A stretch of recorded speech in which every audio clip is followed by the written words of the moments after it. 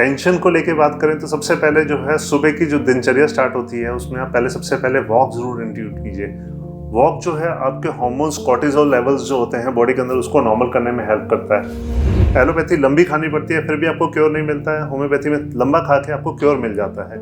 ये एडवांटेज रहता है लोगों में अवेयरनेस क्रिएट करने के लिए। एक इंडिविजुअल लेवल पे अवेयरनेस क्रिएट करने में फ़र्क आता है और एक गवर्नमेंट लेवल पे अवेयरनेस क्रिएट करने में फ़र्क आता है। ये जनरली 2-3 महीने में बच्चा जब ग्रो कर जाता है तो पता लगता है कि बच्चा ऑटिज्म है या नहीं है। उसमें प्रॉपर एक परफॉर्मा बनाया गया है गवर्नमेंट द्वारा, उसको हमको फॉर्म फिलअप करना पड़ता है, उससे पता लगता है कि ऑटिज्म है या नहीं है। नमस्कार, मैं हूँ गार्गी चक्रवर्ती। आप देख रहे हैं हमारा खास कार्यक्रम। हर कहीं आपने ये सुना होगा कि सब्र का फल मीठा होता है। मैं ऐसा क्यों कह रही हूँ? दरअसल आज हम आए हैं डॉक्टर गगनदीप एस आहूजा के पास। एक होम्योपैथी डॉक्टर हैं और बहुत जाने माने डॉक्टर हैं। सब्र इसलिए मैंने बोला क्योंकि होम्योपैथी में सब्र रखना बहुत ज़रूरी होता है, क्योंकि वो जड़ से चीज़ों को ख़त्म करता है। और बाकी चीज़ों के बारे में हम डॉक्टर आहूजा से ही जानेंगे। सर, आपका बहुत बहुत स्वागत है हमारे चैनल पे। नमस्कार जी। सर, जैसे कि मैंने शुरुआत किया कि सब्र का फल मीठा होता है, इस पे आप क्या कहना चाहेंगे? क्योंकि एलोपैथी जो है तुरंत क्योर कर देता है। कई बार हमारे पास ऐसा रहता है कि टाइम नहीं है, हमें तुरंत से सर दर्द हटाना है, बॉडी पेन हटाना है, तो हमें काम पे जाना है। लेकिन जड़ से अगर चीज़ों को ख़त्म करना है तो कहीं ना कहीं आयुर्वेद या होम्योपैथी ही बहुत सही रहता है। ये कहना बिल्कुल ठीक है कि होम्योपैथी से जड़ से चीज़ ख़त्म होती है, क्योंकि हम लोग जो हैं जनरली डिजीज़ का कॉज फैक्टर देखते हैं, हम सिम्टम्स पे ट्रीट नहीं करते हैं। अगर हम कॉज को ट्रीट करेंगे तो उसमें टाइम लग जाता है ठीक करने में। कॉज वेरी कर सकता है पर्सन टू पर्सन, इसलिए फॉर एग्जांपल से अभी हमने सिर दर्द की बात की तो सिर दर्द का मल्टीपल रीज़न हो सकता है, जैसे कि गैस बनना, टेंशन होना, स्ट्रेस होना, या फिर कोई दवाइयों का रिएक्शन होना, ओवर एक्सर्शन होना।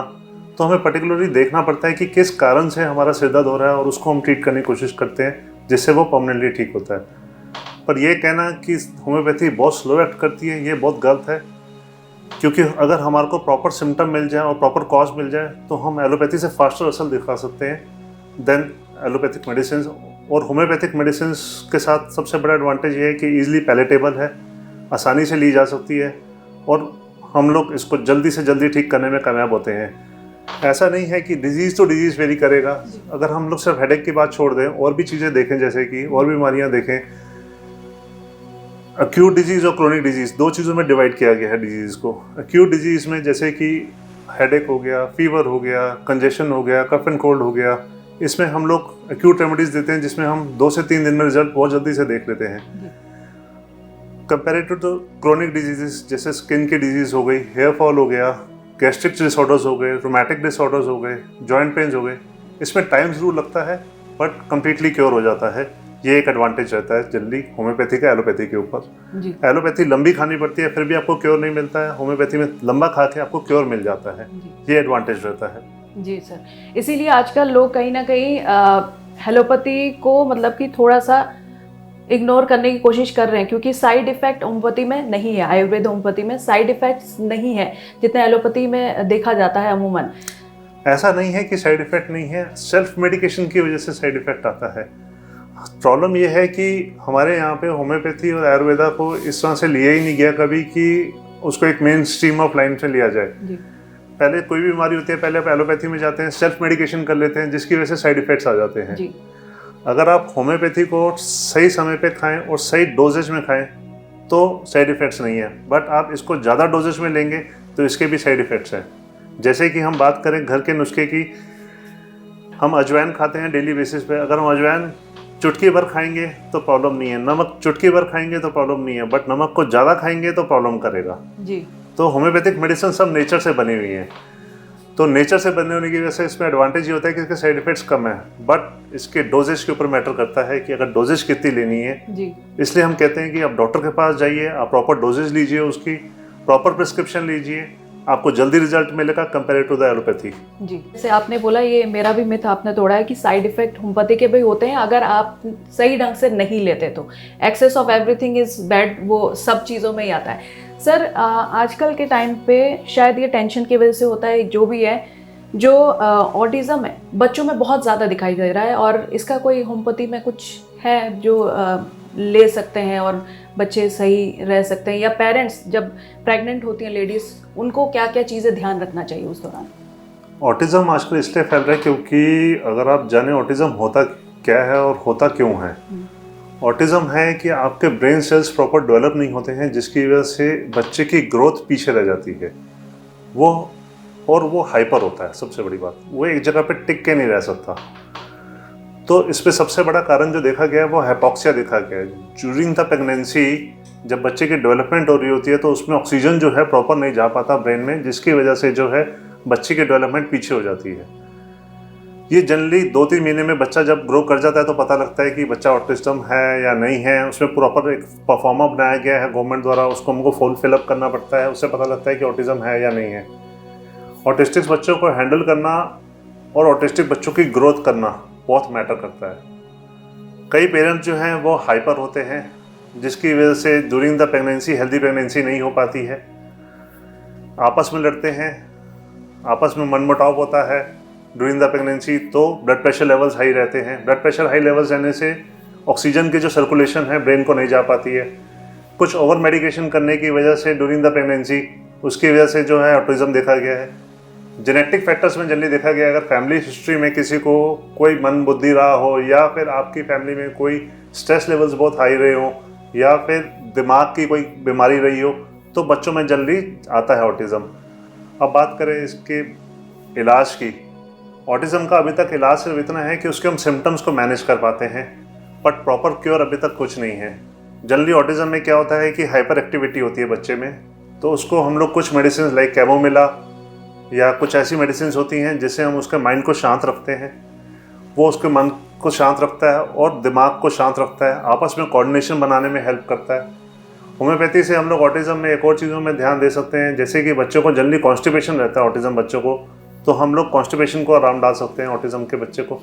पेरेंट्स को हम काउंसिल कर सकते हैं ताकि वो ऑटिस्टिक बच्चे को कैसे ग्रोथ करें, और पेरेंट्स को भी कुछ मेडिसिन दे सकते हैं। इसमें पेशेंस बहुत ज़रूरी है। ऑटिज्म के बच्चे को ग्रो करने के लिए पेशेंस बहुत ज़रूरी है।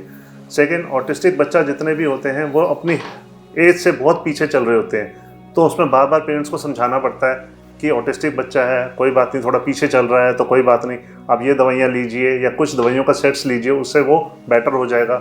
तो ऐसा है कि होम्योपैथी से हम उसको मैनेज कर सकते हैं, बट आप कहें क्योर है तो ऑटिज्म का अभी तक कोई क्योर नहीं है। बट मेरे पास कई पेशेंट्स ऐसे आते हैं, कई पेशेंट्स हैं ऑटिस्टिक के जिनको हमने बहुत तरह से मैनेज किया हुआ है, वो कंट्रोल हो चुके हैं, अब अपनी अच्छी लाइफ जी रहे हैं।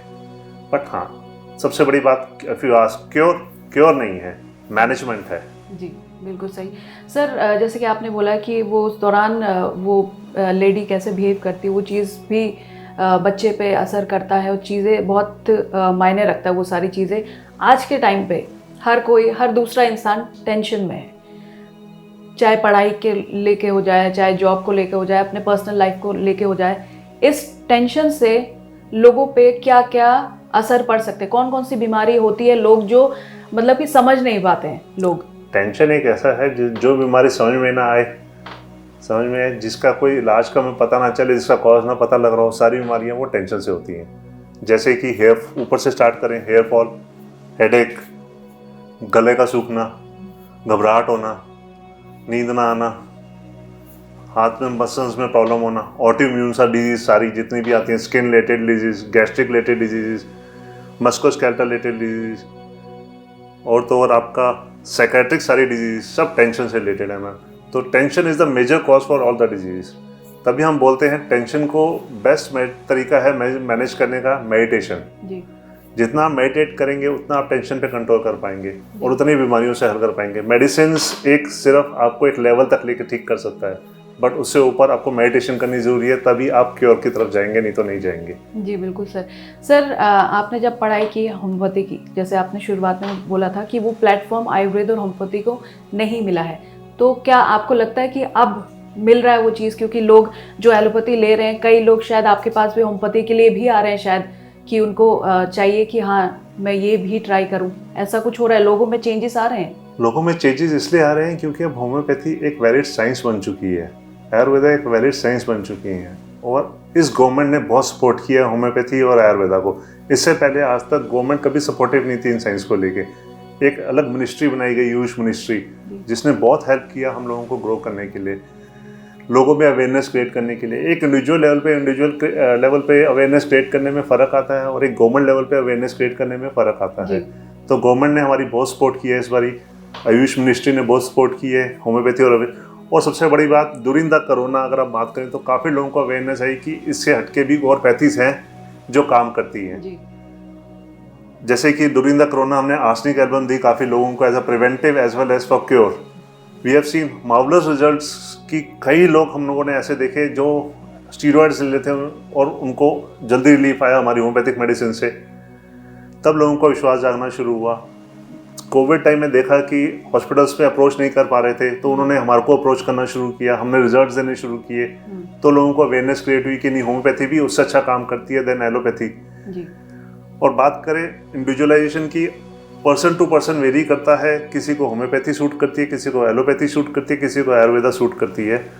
अगर हम लोग, मेरा कहने का मतलब सिर्फ इतना, अगर हम तीनों साइंस या चारों साइंस को एक इंटीग्रेटेड साइंस बना दिए, क्योंकि कोई भी साइंस कंप्लीट नहीं है, अगर हम चारों को एक लेवल पे ले आएँ तो एक अच्छा ही लेवल होगा, एक हेल्थ का अच्छा ही लेवल होगा, जो अब आयुष मिनिस्ट्री कोशिश कर रही है।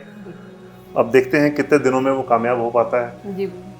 मैं as a individual, as a doctor, मैं बताता हूँ आपको कि मैं चाहता हूँ कि आप एलोपैथी और होम्योपैथी, जो एलोपैथी डॉक्टर्स हैं वो होम्योपैथी में भी रेफर करना शुरू कर दिया है काफ़ी डिजीज़ के लिए।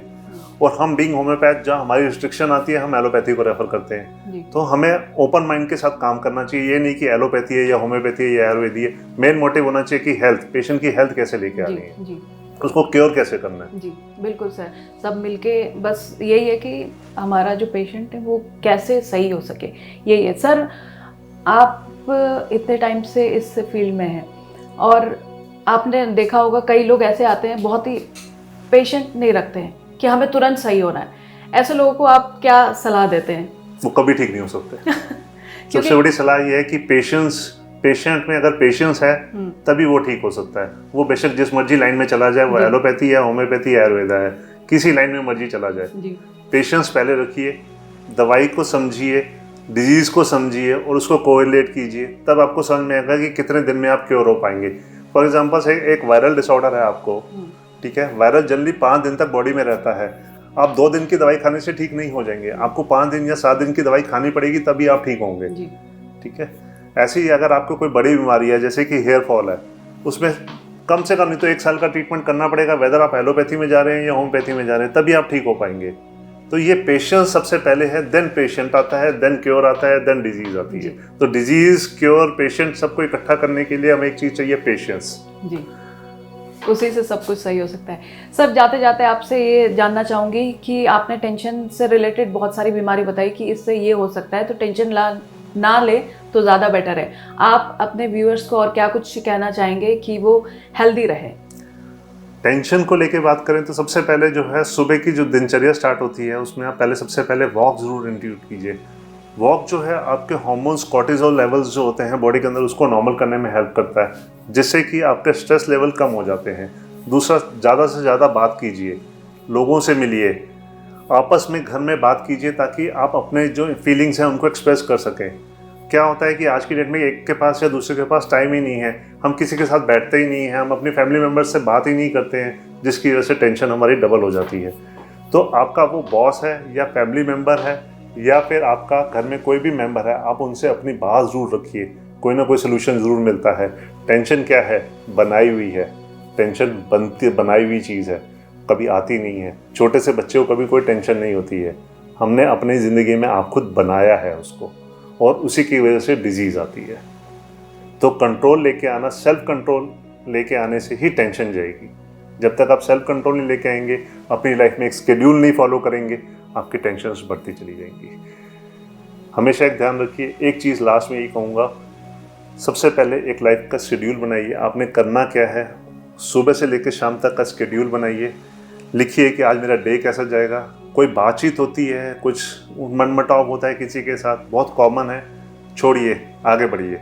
आगे बढ़ना ही ज़िंदगी का नाम है। जी बिल्कुल सर, हमसे बात करने के लिए और इतनी अच्छी अच्छी बातें शेयर करने के लिए, सो दैट कि सब हेल्दी रहे, बहुत बहुत शुक्रिया। Thank you ma'am. तो ये थे हमारे साथ गगनदीप एस आहूजा सर। इन्होंने बहुत ही फ़ायदे वाली बातें कही हैं। सिर्फ दवाई से ही सब कुछ सही नहीं होता, चाहे वो आप एलोपैथी में चलाए, होम्योपैथी में चले जाए या आयुर्वेद में चले जाए, किसी भी दवाई से काम नहीं हो सकता जब तक आपका सेल्फ कंट्रोल नहीं होगा। तो कैसी लगी आपको हमारी ये खास पेशकश, हमें कमेंट करके ज़रूर बताइए। फिलहाल के लिए इतना ही। मैं हूँ गार्गी, मेरे साथ है कुलवंत सिंह। यूपी की हर खबर देखने और उनसे अपडेट रहने के लिए हमारे चैनल श्रेष्ठ यूपी को सब्सक्राइब और लाइक करें। साथ ही बेल आइकन को दबाना ना भूलें, जिससे हमारे हर वीडियो की जानकारी आप तक पहुंचती रहे।